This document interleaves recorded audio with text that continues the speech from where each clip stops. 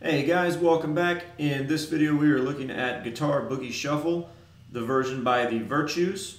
This is an up-tempo boogie blues shuffle in E. They're actually playing it in E flat.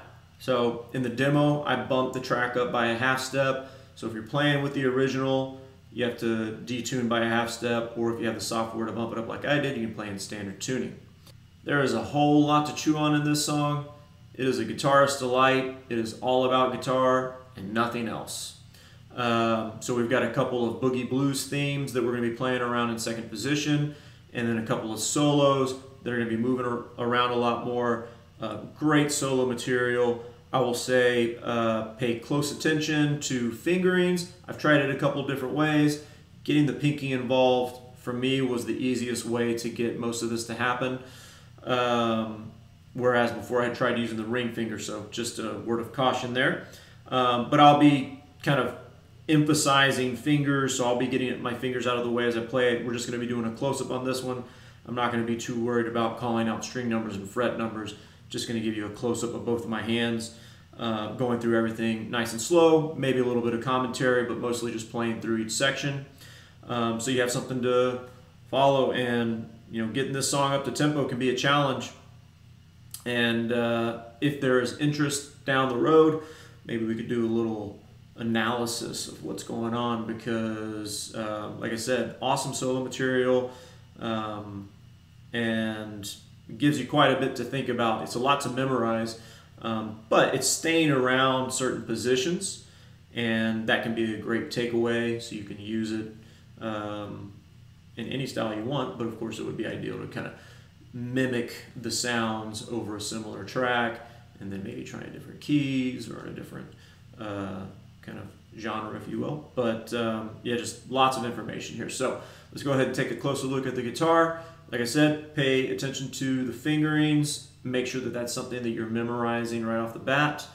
And I think that is it. Let's jump in.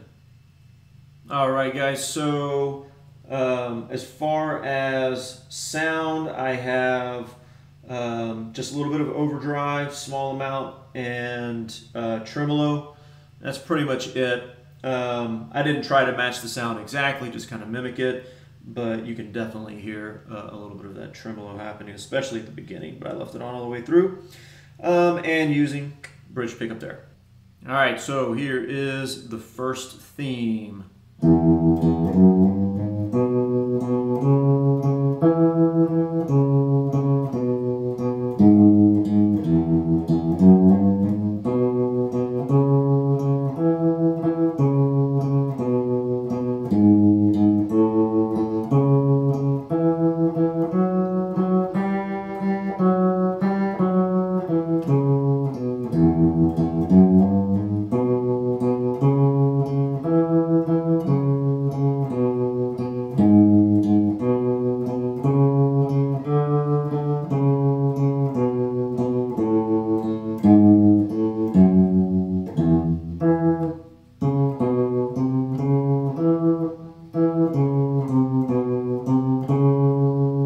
Starts over right there, plays that, you're going to play that twice.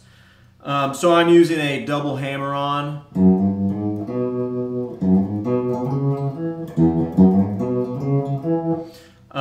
Pretty much all down-up picking in there, alternate picking all the way through. All these doubled up notes, down, up, down, up, down, up, down, up, down, up, down, up, up. So, very traditional, but some cool riffs in there, and it varies up. It doesn't stay consistent from one chord to the next, which is nice. So we're getting some different colors in there.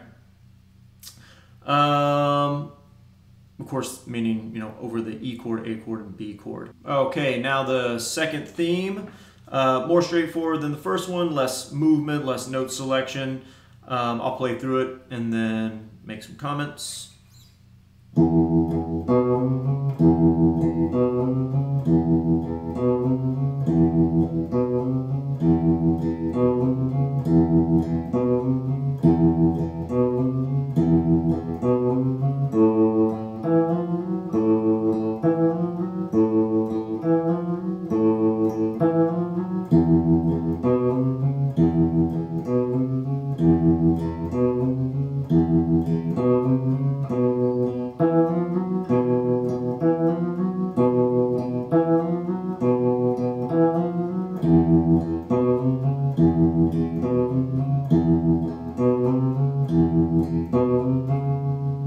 So a lot less movement on that one, obviously. We just got that little double hammer-on thing happening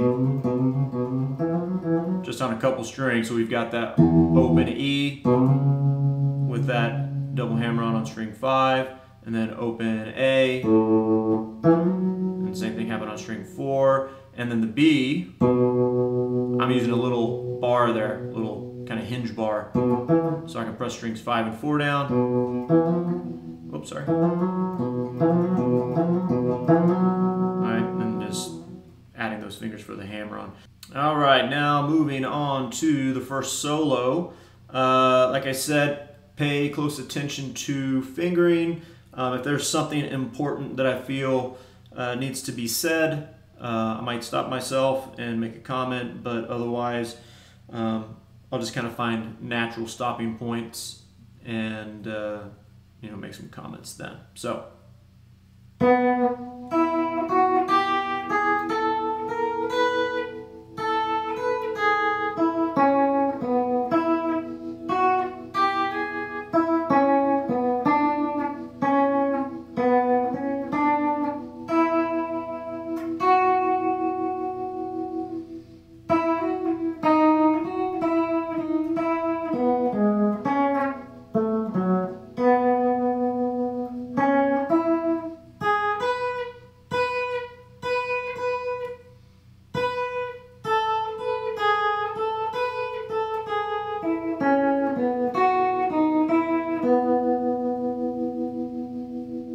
Okay, so all of that just sitting there in 4th position, and you can see I'm really not moving out of that position much at all. That's a quick little chromatic run, and I like that. Just kind of taking that finger 1, sliding into position there. Here again.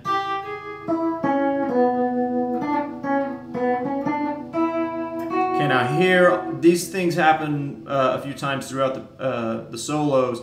I'm going to lock both fingers on here so I can get that hammer on. And I already have finger one ready to get that E flat D sharp there.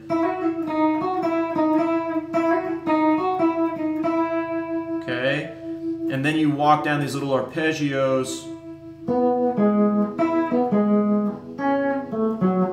That can be a little tricky at speed. Okay, next section we're going to jump up here to this little portion of an E major triad, G sharp and B, but we're going to start a half step below. So string 2, fret 8, and string 1, fret 6. And we're just going to be sliding in and out while we pick both of those strings or strum them together.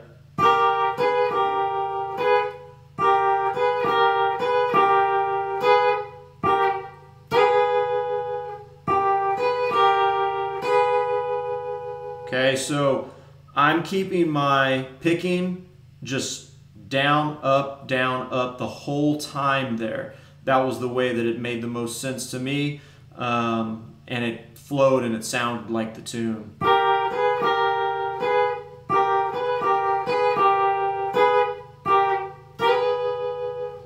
Sorry. And I've got my thumb fixed back here, right? So I'm just kind of pivoting and not really moving my thumb. Next section.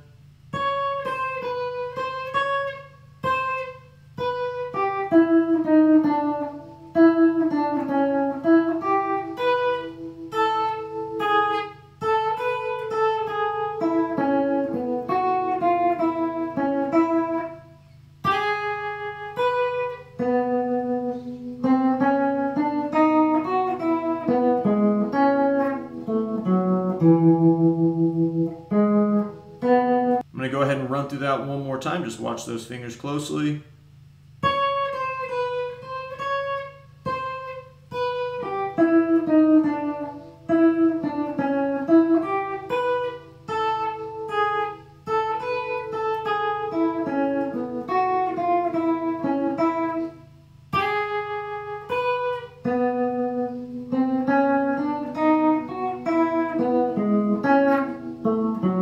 That's those arpeggios again, and then it's going to jump back to this theme. And everything's the same there. One thing that I forgot to mention on that theme, I'm not attempting to create a full-on palm mute over here, but I do mute that bass note slightly so it's not overpowering. Or at least I try to, so you don't have it completely open. A little bit more muffled. Just getting a little skin on that bass note. All right, so coming out of that that second theme, boogie theme back here, going into the second solo, we're going to be on strings 3 and 1 for the beginning here. So.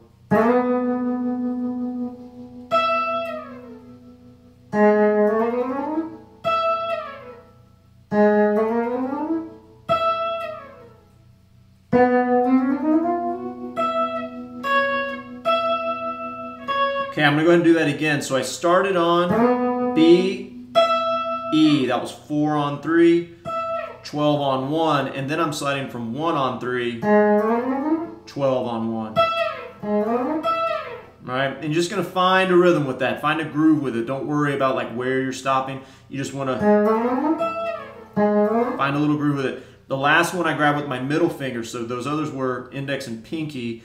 I'm going to use my middle finger and then go up to F sharp there, fret 11 on string 3, and then we're into the next part. So I'm going to do that one more time.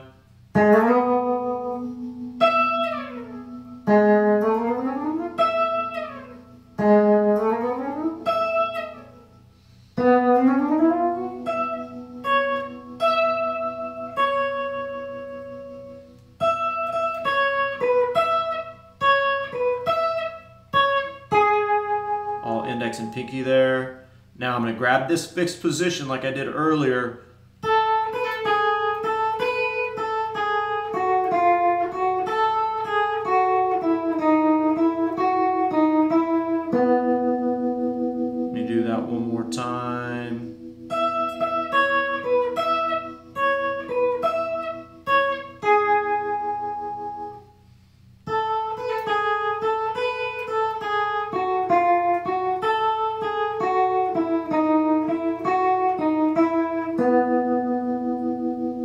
Okay, on this next section, we're going to be back at this little E major triad shape, but going to be playing around with the minor third and major third sound here, G and G sharp.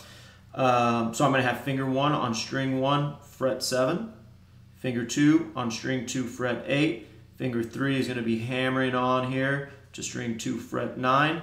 I'm going to be picking string 1 up, string 2 down, and then hammer.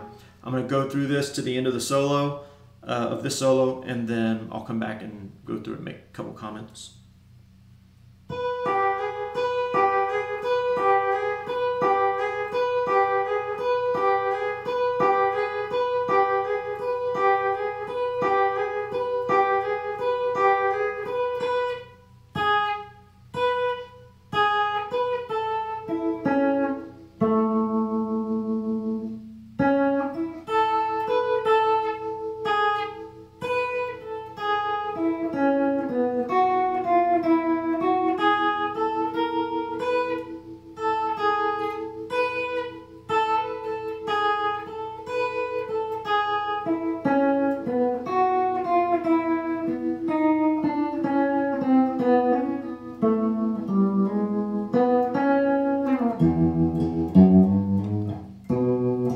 Jumps back into that first theme there.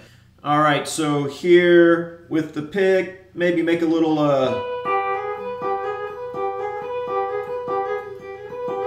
circular motion there. Let that pick flex in your fingers. You don't want to be too stiff, would be the main thing to avoid. Get a little bit of flexion and just be soft, move small. And I believe you play this 12 times, so 3 full measures of this, 12 beats. 2, 3, 4, 1, 2, 3, 4, 1, 2, 3, 4. And then walking down an A chord here. I use a little finger roll there. I'm exaggerating it, but it's this shape. Like that.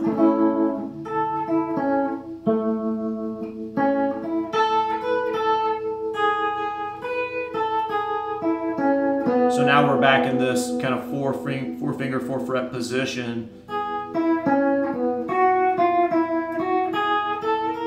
Lots of use of chromaticism there.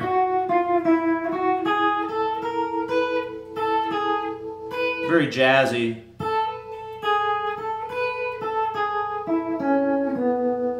And then here, super chromatic.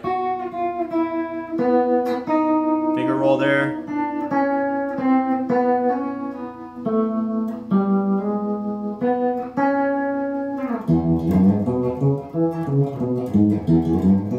And it basically just fades out with that. That is everything, guys. Have fun with this one. It is definitely a challenge to get up to speed, but practice slow, of course. Work on memorization, and that includes making sure you're staying consistent with the left-hand fingers, right? Play it the same way every time, unless you're intentionally trying to change your fingers. If you're thinking something is not working, try something else. Always nice to investigate and experiment with that. But if you know what you want, then make sure you're sticking to your guns on that. That is going to help you visualize and see everything on the neck very clearly, and eliminate any question marks or doubts as you're playing. Because when it's moving super quick, don't have a lot of time to consider stuff. Have fun with it. Let me know if there's any questions. If not, I'll see you in the next video. Thanks.